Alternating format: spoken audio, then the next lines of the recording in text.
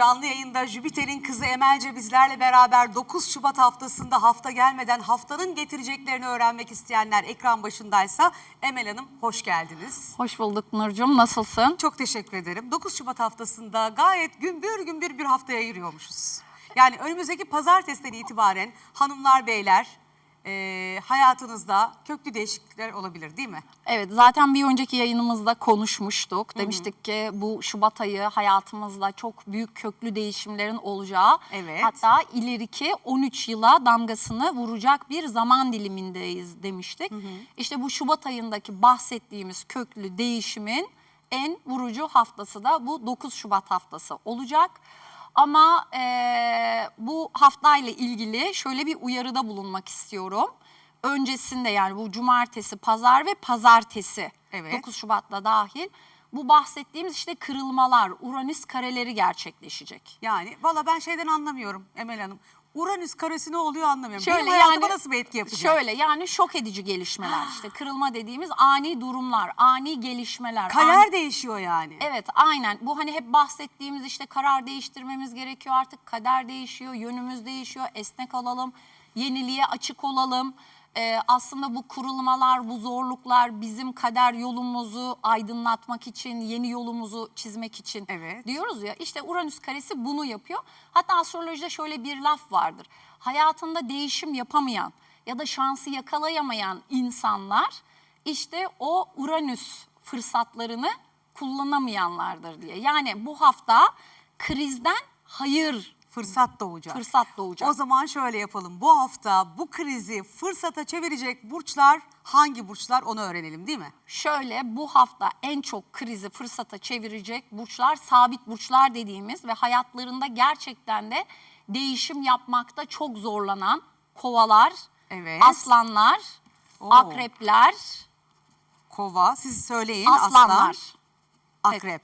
Evet, bu özellikle bu 4 burç. Çünkü bunlara biz astrolojide sabit burçlar diyoruz. Bir daha sıralayalım 4 burcu. Aslanlar, kovalar, akrepler ve boğalar. Boğalar. Çünkü bunlar düzenlerini değiştirmekte çok zorlanırlar. İşte bu hafta evren özellikle onlara artık düzenini değiştirmek zorundasın diyecek. Ve peki burada sorarlarsa ki Emel Hanım, İşte çok yol ayrımına girdim, ani bir mesaj aldım, ani mesaj alabilirler. İşte ilişkimle ilgili ani bir kırılma yaşadım. Ne yapayım? Esnek olsunlar. Esnek olurlarsa, yeniliğe açık olurlarsa, Evet. değişim yaparlarsa bu krizi fırsata çevirirler. Şöyle yapalım. Jüpiter'in kızı Emelce her verdiği tarih her burç için uyarısı o kadar kıymetli ki şimdi 12 burcu tek tek sizden dinlemek istiyorum. Ekran başındaki sevgili seyircilerimiz 9 Şubat haftasıyla hayatınız değişiyorsa, koçlar ekran başındaysa televizyonun sesi açılsın. Çünkü koçlar için inanılmaz bir hafta. Evet ama ben öncelikle yine de tüm burçlar için bir şeyi belirtmek istiyorum. Çünkü bu kırılmanın ardından 11 Şubat itibariyle ise gezegenlerimiz Balık burcuna geçecek. Artık daha sezgisel olacağız, daha ilahi destekler alacağız, rüyalarımız, mesajlar, sezgilerimiz çok güçlü olacak. Artık zihinden ziyade kalple hareket edeceğiz. Dolayısıyla bu bahsettiğimiz kırılma anında ilişkileriyle ilgili kopuşlar yaşayanlar üzülmesinler. Ardından 14 Şubat öncesi, tam öncesi aniden bu sefer de bir barışma, işte ekslerin geri dönmesi. Onu zaten yeri geldiğinde tekrar konuşuruz Evet, detaylı yine olarak. işte evliliklerinde sorunları olanların da çözümü olacak. Ardından ise çözüm. Haftanın sonu çözüm haftası. Şimdi Koçlar gelelim. ekran başındaysa koçlarda çok önemli bir değişiklik var. Onun müjdesini verelim. Evet, koçlarla ilgili çok önemli değişiklik var. Onlar için altın cümlemiz hız değil, yön kaderi değiştirir. O zaman yönlerini çizecekler. Hayat yollarını çizmeleri gerekiyor. Peki hangi alandan bu kırılmaları alacaklar ya da değişimleri alacaklar? Özellikle sosyal çevreleriyle ilgili. Arkadaş çevreleriyle, gruplarla, derneklerle, organizasyonlarla, girdikleri ortamlarla ilgili ani kopuşlar da yaşayabilir. Tam tersi yeni fırsatlar gelebilir. Yeni ortamlara, yeni arkadaşlar, yeni insanlar da tanıyabilirler. Eğer bu konularla ilgili bir yön değişikliğinde bulunurlarsa hayatlarındaki fırsatları yakalamış olacak yükselen koçlar 14 Şubat günü ise birazcık daha içe dönük olur, sakin olurlarsa da güzel ilişkiler yaşayabilirler. O zaman altın öneri şu onlara: hızın değil yönün senin kaderini belirliyor sevgili Koç ve yükselen Koç. Hadi gelelim boğalara. Sevgili boğa, kariyerde mi, aşkta mı, işte mi? Bu hafta seni nasıl etkiliyor? Aslında boğaları hepsiyle ilgili etkiliyor. Hani yayının başında dedik ya 4 burç çok etkilenecek diye. Bunlardan en çok etkileneceklerden biri boğa. Özellikle de en çok neden boğa? Çünkü kariyer alanıyla ve toplumdaki statüsüyle ilgili değişimler yaşayacak. Bizim toplumdaki statümüzün değişmesi demek bu bir taşınmayla da olabilir, evlilikle de olabilir, boşanmayla da olabilir, bir iş ortaklığıyla da olabilir ya da tam tersi o iş ortaklığının feshiyle ilgili de olabilir. Ya da evlenmeyle de ilgili olabilir. Aynen, kesinlikle. Yani hayatlarında çok büyük majör değişiklikler olacak ve hatta şanslılar da. Aynı zamanda haftanın ikinci yarısında ise onların organizasyonlar, gruplar, sosyal çevreler arkadaşlarından da inanılmaz destekler alacak yükselen boğalar. Peki o zaman altın öneri ne onlara? Onlar için de şöyle diyoruz, hani ilkin bir kırılma yaşayabilirler Evet. dedik ya, sarsılan zemin seni korkutmasın çünkü aslında seni daha yükseğe taşıyacak. Zirve senin sevgili boğa ve yükselen boğalar. Geçelim hemen ikizlere. Sevgili ikizler, bakalım bu hafta seni en çok hangi alanında ne etkileyecek? Şimdi yükselen ikizler çok zihinsel odaklı. Sürekli Evet, onlar bir düşünür. şeyleri düşünüyorlar. Fikirleri değişebiliyor, düşünceleri değişebiliyor, duyguları değişebiliyor. Bu yüzden de işte ikizlere çift karakterli diyorlar ya. Aslında burada olan şey çift karakter değil. Onların zihinleri çok hızlı çalıştığı için Olayları çabuk fark ediyorlar. çabuk fark ediyorlar, çok hızlı yön değiştirebiliyorlar, hızlı karar değiştirebiliyorlar ve duyguları çok hızlı değişebiliyor. Onlara da bu sefer evrenden bu kırılma işte zihinleriyle ilgili, düşünceleriyle ilgili, hayat yönleriyle ilgili ve eğitim, yurt dışı konuları, yine inançları, ani seyahat planları, seyahatlerle ilgili planlarında değişiklikler olabilir. Ama bütün burçlar için ve ikizler burcu için de tekrar söylüyoruz, planlarımızda olan tüm değişiklikler hayrımıza. Çok Bunu güzel. unutmuyoruz. Yine ardından ise haftanın ikinci yarısı ise bu sefer hani balık burcuna geçiş yapacak dedik ya, bu sefer de kariyerleriyle ilgili alandan ne yapacaklar? Şanslar, fırsatlar alacaklar. Hatta kadersel gelişmeler. Onlara da 14 Şubat haftasında eğer bekar olan yükselen ikizler için özellikle iş hayatı çevresinden aşk gelebilir. Evliler için de eşleri onların toplumsal statüsünü yükseltebilir. Harika sevgili ikizler, öyle ya da böyle bu hafta 14 Şubat gelmeden aşk sana geliyor. Geliyor. Değil mi? Kesinlikle. Evet. Lütfen bir de yazın zaten bize. onlar gelmese de öyle hani tatlı dilliler de Evet. aslında bir şekilde bulurlar Bir aşkı. şekilde güzellik gelip onu buluyor değil mi? Evet. Sevgili yengeçler, ekran başında mı? Yengeç ve yükselen yengeç, bakalım bu hafta seni ne bekliyor? Yükselen yengeçler de bazen hani yengeç böyle korktuğunda kabuğunun arkasına saklanır. O ilkin o ani kırılmalarla biraz korkabilirler.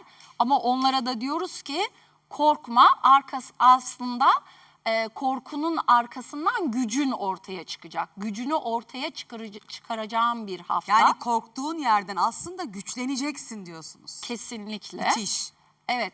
Onlar da özellikle ortak para, miras, ortaklaşa kazançlarla ilgili kırılmalar, gelişmeler, ani bir miras para da gelebilir. Bununla ilgili mücadele de etmeleri gerekebilir. Tam tersi üzülerek eğer haritalarında sert etkiler alıyorlarsa vergi ya da borç da çıkabilir. Ardından haftanın ikinci yarısı ise 9. ev dediğimiz yani yurt dışı. Yurt dışı konuları, inançlar, seyahatler, eğitimler, işte vizeyle ilgili işlemleri varsa özellikle ayın 11'inden sonra bu konularla ilgili oldukça şanslı olacak yükselen yengeçler. Peki aslanlara geldiğimizde ise sevgili aslan ve yükselen aslan, bu hafta senin için öyle bir hafta ki biliyorum aslanlar gerçekten çok çekti değil mi? Çekti biraz. Hakikaten şunu diyebilir miyiz? Ne çektin be aslan? Neler yaşadın? Evet. Bu hafta Ama ama çekseler de belli etmiyorlar biliyorsun. ya çünkü aslan yani hiçbir Evet. şekilde İyi ki de onlar var, gerçekten enerjilerini de çok seviyoruz. Bu haftayı çok iyi dinlemeleri gerekiyor. Çünkü bu hafta seçim haftası. Kader değişecek onlar için. Aynen. Kimi seçecekler peki? Yanlarında yürüyeni seçecekler. Artık ben kiminle birlikte yol almalıyım? Kimin ise diskalifiye etmeliyim? Bunun kararını verecekler. Yani evlilikleriyle ilgili, iş ortaklıklarıyla ilgili, arkadaşlıklarıyla ilgili, ortaklaşa yaptıkları herkesle ilgili seçim yapma vakti. Dolayısıyla aniden bir evlilik teklifi de alabilirler. Eğer ilişkilerinde sorunlar varsa boşanma kararı da alabilirler. Yine aslanlar da hayatlarıyla ilgili majör değişiklikler yaşayacaklar. Ardından ise bu yaşadıkları değişimlerle ilgili böyle bir içsel duygularını gözden geçirecekler. Haftanın ikinci yarısı birazcık da belki bu işte kararlar alacaklar dedik ya ortaklarıyla ilgili. Onunla ilgili bu sefer kazançlarla ilgili işte benim param senin paran gibi böyle Tartışmalar bir olacak. tartışmalar olabilir ikinci yarısı. Ama yine de büyük kısmıyla da ilişkilerle ilgili şanslılar. Çünkü 7. evlerine adeta şey yağıyor, insan yağıyor yükselen aslanlara şu an. Yani o yüzden seçim yapacaklar. Yani o kadar çok ilişki olsun, arkadaş olsun, iş olsun, o kadar çok fırsat, şans, insan var ki hani seçim yapmaları Yani gerekecek. 14 Şubat gelmeden Aslan'ın müjdeleri geldi zaten diyorsunuz, değil mi? Evet, yani yalnız kalma ihtimalleri çok düşük. Seçimler yapacaklar. Şu anda belki sevgili Aslan ya nerede diye olabilirsin ama yani gezegenlerin etkisi önümüzdeki pazartesiden itibaren yavaş yavaş kendini göstermeye başlayacak. Gelelim Başak ve yükselen Başaklara. Sevgili Başak, ekran başındaysan çok dikkatlice dinlemelisin. Çünkü sen huzurun bozulsun istemeyen burçlardansın, Evet, değil mi? aynı zamanda da düzeni Düzeni de bozulmasını istemiyor. Düzeni çok seviyorlar ama bu hafta düzenlerinin bozulduğu ve bozmaları da gerektiği bir hafta. O zaman Başaklar için de yani bu hafta olan hiçbir şeye üzülmeyin, bozun düzeni. Peki neyle ilgili düzeni bozabilirler? İş ortamlarıyla ilgili, çünkü bu 2 haftadır zaten çok çalışıyorlar. İnanılmaz derecede çalışıyorlar ve artık emeklerinin karşılığını almak isteyecekler. Bunun için de adım atmaları gerekecek. Gerekirse iş ortamını değiştirin, gerekirse işi değiştirin. Sağlıkları ile ilgili, günlük rutinleriyle ilgili değişimler yapmaları gerekecek. Yükselen Başakların haftanın ikinci yarısı da yükselen Başaklara şöyle bir müjde verebiliriz. Hani balık burcuna geçecekti ya gezegenlerimiz. Evet. Onların hangi alanına geçmiş olacak? 7. ev alanı. Yani hani biraz önce dedik ya aslanlara bir sürü insan yağıyor, Evet. seçim yapacaklar. 12 Şubat itibariyle de bu sefer artık seçim hakkı yükselen Başaklara doğacak. Gelecek. Evet. Yani 9 Şubat haftası. Şu anda belki sevgili Başak şunu hissediyor olabilirsin. Hayatım alt üst oldu. Yani gerçekten düzenim bozuldu, dengem bozuldu. Ama nereden biliyorsun? Belki 9 Şubat haftası itibariyle gezegenlerin etkisiyle bu alt üst olan hayatın sana çok daha büyük güzellikler Kesinlikle, getirecek, değil mi? çünkü balık burcunda bir de Fomalhaut dediğimiz bir sabit yıldız var. Bu Cebrail meleğiyle ilişkilendirilir. İlahi yardımdır, ilahi mesajdır. Venüs de kavuşacak burayla. Dolayısıyla 12 Şubat itibariyle aynı zamanda hak edenlere ilahi de yardımlar gelecek zaten her konuda. Biraz sonra 9 Şubat haftası için 12 burç için öyle bir şey söyleyeceğiz ki haftanızı kolaylaştıracak ve güzelleştirecek, ama bir reklama gidiyoruz. Sen istersen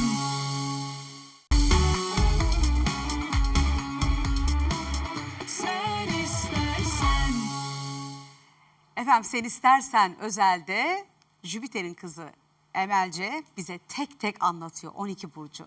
Teraziler ekran başında mı? Öyle bir hafta ki, değil mi teraziler için? Kesinlikle. Aşk haftası sevgili terazi. Zaten teraziler aşksız duramıyorlar. Evet. İlişkisiz duramıyorlar. Biraz o yüzden de yanlış ilişkilere çekilebiliyorlar. Ama Çünkü bu hafta herhalde olumlu yönde terazilere evet, haberleriniz olumlu var, yönde, değil mi? kesinlikle. Bu hafta teraziler için aşk kapıyı çalıyor. Tabii burada böyle söyleyince diyorlar ki evli olanlar biz ne yapacağız? Sizin için de o zaman evlilik hayatınız içerisinde aşkınızı canlandırma, daha renklendirme vakti diyoruz. Harika. Yine yaratıcılıklarının, hobilerinin artacağı, işte flörtlerinin artacağı ama duruma göre de eğer sert etkiler alıyorlarsa, hani hep konuştuk ya, kırılmalar da var haftanın başında diye. Bitişlerde, ani kopuşlarda olabilir. Her zaman hatırlattığımız gibi, fakat bu bitişler, kopuşlar hepsi hayrımıza. Tamam, yani bir şey bittiyse terazi hayatında sakın Zaten üzülmüyorsun. yenisi hemen gelecek. Yenisi başlayacaktır diyorsun. Kesinlikle, Peki. hiç ara vermeden. Ardından ise hani bu işte Venüs'ümüz, Merkür'ümüz Balık burcuna geçecek. Hangi alana geçecek onlar içinde? Günlük hayatlarını birazcık düzen getirmeleri gerekecek. Biraz çalışmaları gelecek. İş hayatlarıyla ilgili. Çok çalışmayı sevmez teraziler bu arada. Birazcık daha konforu, zevki, keyfi severler. Bundan dolayı da işte daha yaratıcıdırlar. İşte modacılar deyince terazi burçları gelir aklımıza, güzellik deyince, aşk deyince teraziler gelir. Ama haftanın ikinci yarısından sonra aşka doyup ardından biraz çalışmaları gerekebilir, düzen kurmaları gerekebilir. Bunu Para da geliyor mu söyleyelim. terazilere, para? Çalışınca gelecek ardından, işte para çalışınca bu sefer ne yapacak? Kariyer hayatları daha güzel olacak. Harika. Paralar gelecek. O zaman teraziler için de ne diyoruz? Çünkü onlar normalde risk almayı pek sevmezler. Kendilerinden ödün verirler ama bu hafta için diyeceğiz ki kalbin risk almadıkça kader açılmaz. O zaman terazi biraz risk alacaksın ki kader kapıların sonuna kadar açılsın. Kesinlikle. Hadi bakalım, haftanız güzel geçsin. Evet, sıra kime geldi? Tabii ki benim çok sevdiğim canlarım, sevgili akrepleri. Akrep ve yükselen akrep. 9 Şubat haftasında senin için öyle bir hafta ki Evet. senin kaderinin değiştiği hafta geliyor. Kesinlikle. Yine o majör burçlardan biri de Akrep burcu. Bu arada çok sevdiğim dedin ya, akrepler Çok böyledir seviyorum. zaten. Ya çok sevilir ya nefret edilir. Bu arada ben de çok severim akrepleri. Çünkü gerçekten çok güçlü bir enerjileri vardır. Hayatları zorluklarla geçer ama her zorluğun üstesinden gelecek o güçleri, enerjileri de vardır. Onlar için bu hafta ise hangi alanlarda kırılmalar, değişimler olabilir? Ev, aile, kökleriyle ilgili, atalarıyla ilgili taşınma temaları, ev alma, satma temaları ya da ev içinde değişiklikler yapabilirler. Yine evlenme ya da ayrılma ya da kariyeriyle ilgili, yani hayatlarıyla ilgili majör değişikliklerin olacağı bir zaman dilimi ama bunu en çok kim tetikleyecek? Aileleri tetikleyecek. Yani aile, yuva, işte oturdukları yer, bu konularla ilgili gündemler hayatlarıyla ilgili majör değişiklikler yapmak zorunda bırakacak onları. Ardından ise haftanın ikinci yarısı ise bu sefer terazilere değil akreplere aşk Geliyor. kapıyı çalacak. O zaman aşkın kapıyı çalması için öncesinde akreplerin ne yapması gerekiyor? Köklerini iyileştirmeleri gerekiyor. O nasıl olacak? Akreplere yani diyoruz ki köklerini iyileştirdiğinde kaderin değişir. Yani aileleriyle ilgili ya da ev yuva alanlarıyla ilgili sorunları varsa bunları çözmeleri gerekiyor artık. Ya da içsel huzursuzlukları, kafalarından atamadıkları işte kinleri, nefretleri, öfkeleri, bunları artık bir kenara bırakıp hayatlarına yeni bir yön vermeleri lazım. Yani geçmişte barışmak gibi. Kesinlikle. Sorunlu bir ilişkiyi noktalamak gibi. Değil mi? Evet.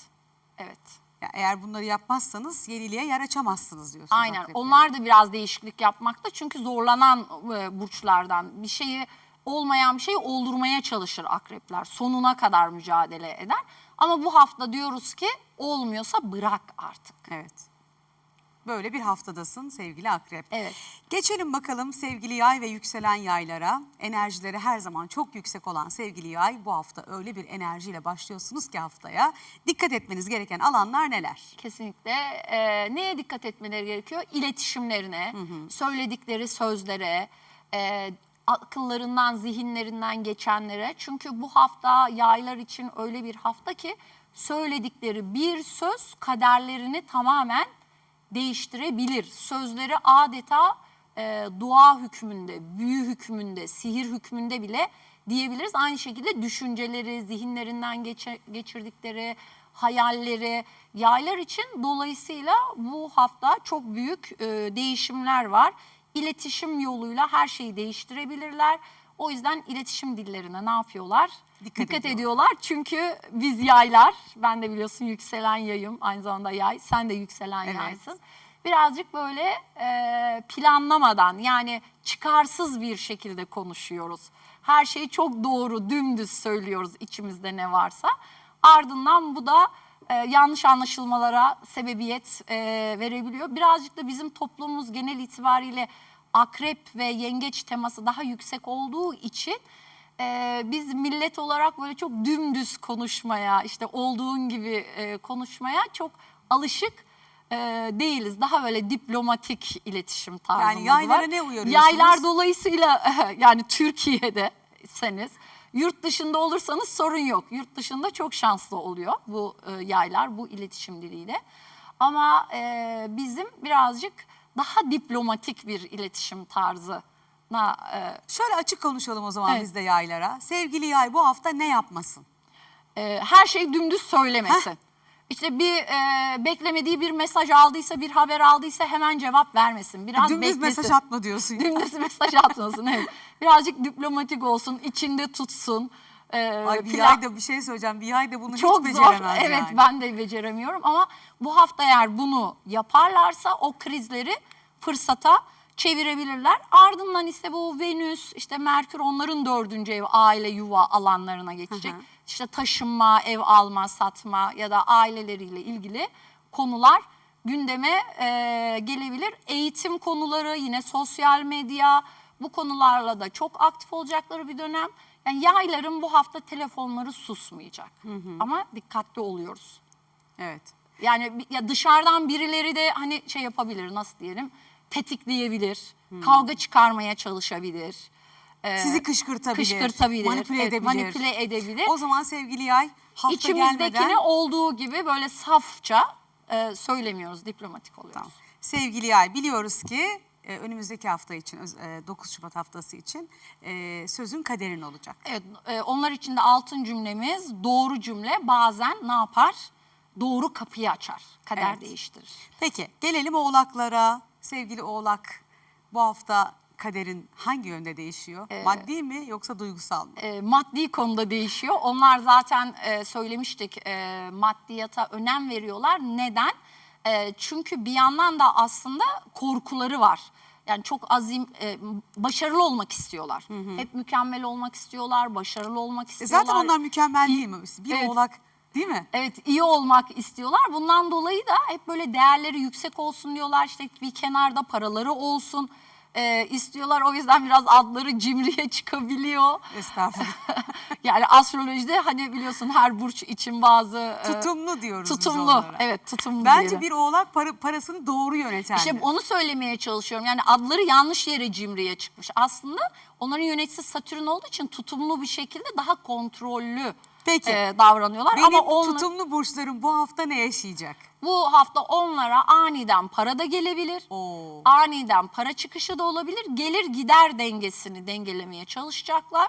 Güzel. Ama güzel destekler alıyorsa haritaları, gerçekten parayla ilgili ve öz değerleriyle ilgili de yükseliş yaşayacakları bir hafta. Ardından da yakın çevre, iletişim, bu sefer de yayların değil oğlakların telefonları Çalmaya susmayacak. başlayacak. Evet, kesinlikle. Onlara temel uyarınız ne? Onlara da temel uyarımız, değerini hatırladığında para zaten seni hatırlayacak. Önce sen kendi değerini bil, kendi emeğini, değerini ucuza satma. Ki bir oğlak da hakikaten yani düşüncesiyle, karakteriyle, varoluşuyla gerçekten 12 burç arasında başka bir yere konulabilir değil mi yani? Bir oğlak arkadaşın olmalı, Çünkü onlar akıl aldığın başarılı olmak için çok özveri Çok.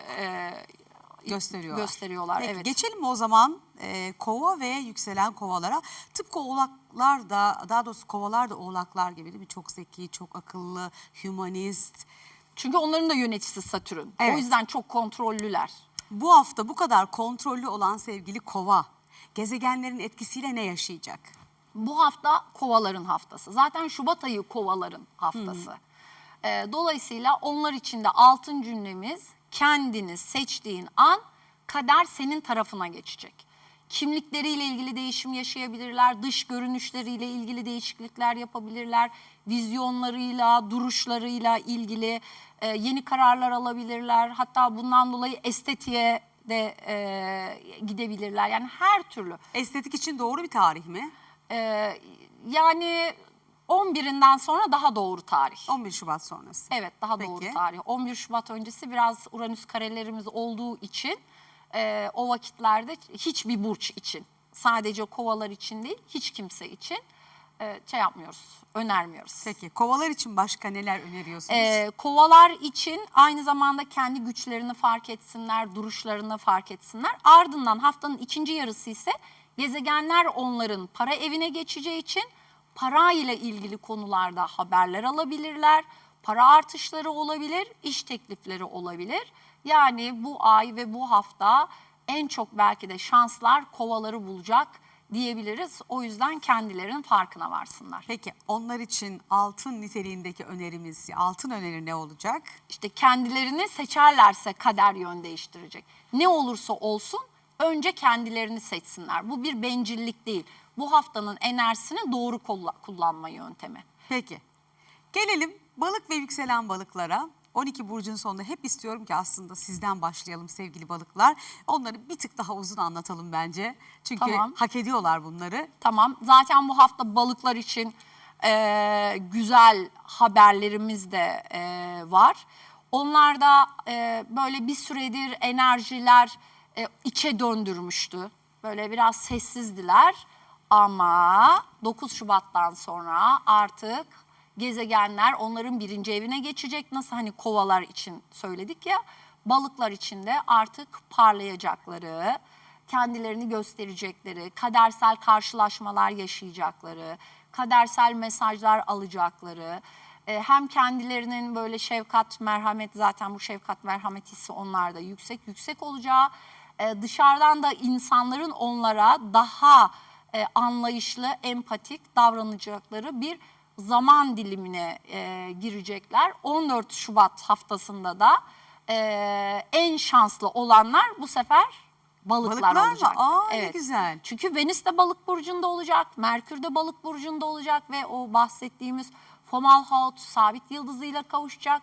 Onlara inanılmaz derecede ilahi destek yağacak. Bir aydır biraz böyle hayaller kurmuş olabilirler, içe çekilmiş olabilirler.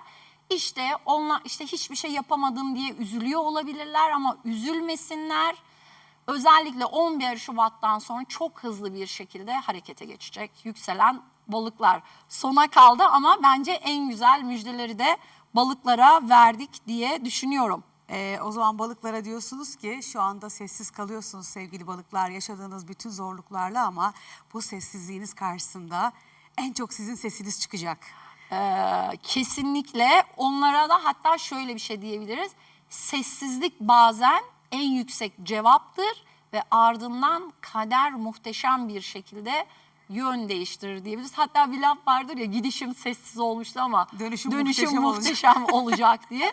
İşte balıklar için, çünkü Satürn de balıktan geçti ya 2,5 yıldır. Hani bu cümleyi şu an balıklar için söyleyebiliriz. Bu hafta artık balıkların dönüşlerinin muhteşem olacağı bir hafta ama onlar da harekete geçsinler lütfen. Evet, o zaman şöyle diyebiliriz değil mi?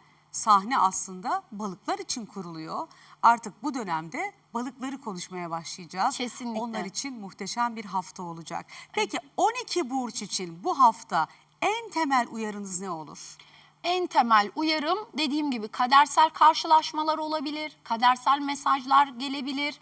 Hatta kadersel ruh eşleri, aşklar da gelebilir. Tam tersi, eğer haritalarımızda sert etkiler alıyorsak kırılmalar da olabilir. Ama bir tarafıyla kuzey ay düğümü dediğimiz, yani kader yolunu belirleyen nokta da aktif olduğu için ne oluyorsa aslında sistem bizim kader yolumuzu belirliyor. Hayrımıza Doğru yola çalışıyor. gidelim diye. Evet, hayrımıza çalışıyor. Hatta şöyle diyebiliriz. Bu hafta gökyüzü bize şunu hatırlatıyor. Şok sandığımız her şey aslında kaderin hızlandırılmış hali. Zihniniz karışabilir ama unutmayın, sezgileriniz pusulanız olacak. Çok teşekkür ediyorum. O pusula sizi doğru yere götürecek. Hafta içi her gün 13.30'da Nur Viral'le Sen İstersen Özel'de size özel konuklarla birlikteyiz. Teşekkür ediyorum. Ben teşekkür ediyorum.